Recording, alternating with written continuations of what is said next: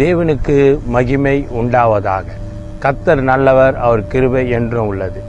பைபிள்ல ஒரு வசனம் இப்படி சொல்லுகிறது. மத்தியோ 6வது அதிகாரம் வசனம் 33. முதலாவது தேவனுடைய ராஜ்யத்தையும் அவர் நீதியும் தேடுங்கள், அப்போது இவைகளெல்லாம் கூட கொடுக்கப்படும் என்று.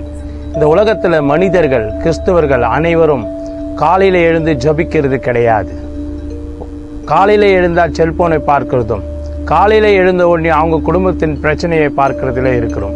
வேதம் சொல்லுகிறது, முதலாவது தேவனுடைய ராஜ்யத்தையும் அவர் நீதியை தேடுங்கள், அப்போது இவைகளெல்லாம் கூட தருவார் என்றார். அதுல சமாதானம் உங்களுக்கு கிடைக்கும், ஆசீர்வாதம் கிடைக்கும், அதுல உங்களுக்கு பொருளாதாரத்துல ஒரு உயர்வு கிடைக்கும், எல்லாம் ஆசீர்வாதமாக நீங்கள் இருப்பீர்கள். அதுதான் வேத வசனம் அழகா சொல்லுகிறது. சங்கீதம் 34:10 வாசித்தோம் என்றால், சிங்கக்குட்டிகள் தாழ்ச்சி அடைந்து பட்டினி கிடந்தாலும் கர்த்தரை தேடுபவர்களுக்கோ ஒரு நன்மையும் குறைபடாது என்று வேத வசனம் அழகாக சொல்லுகிறது. கர்த்தரை தேடுகிறவர்களுக்கு எல்லா ஆசீர்வாதம் கிடைக்கும் என்று.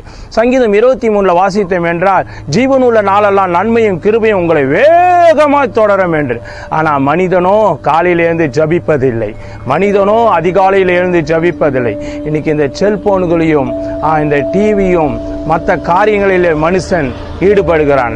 அன்பான சகோதரனே, சகோதரிகளே, காலையில எழுந்து நீங்கள் ஜபிக்கும் போது நிச்சயமாகவே உங்களுக்கு கர்த்தர் யாவையும் செய்து முடிப்பார். அது மட்டுமல்ல, எல்லாம் உங்களுக்கு கூட தருவார். இந்த இயேசுவை நம்பும் போது நிச்சயமாகவே நாங்கள் ஆசீர்வாதமாக இருப்பது போல் நீங்களும் ஆசீர்வாதமாக இருப்பீர்கள். தயவு செய்து காலையில எழுந்து ஜபிங்கள். ஆண்டவர் பெரிய காரியங்களை செய்வாராக. உங்களுக்காக நாங்கள் ஜபிக்க போகிறோம். பரலோகத்தில் இருக்கும் எங்கள் பரமபிதாவே, உன்னுடைய நாமம் மகிமைப்படுவதாக. எங்கள் கிறிஸ்துவர் ஜனங்கள்லாம் அதிகாலையில் எழுந்து ஜபிக்க உதவி செய்யுங்க. அவங்க ஒவ்வொருத்தரும் காலையில எழுந்து ஜபிக்கவும், குடும்ப ஜபமும், வீட்டில் இருக்கிற ஒவ்வொருத்தரும் தனிப்பட்ட ஜபமும் இருப்பதாக.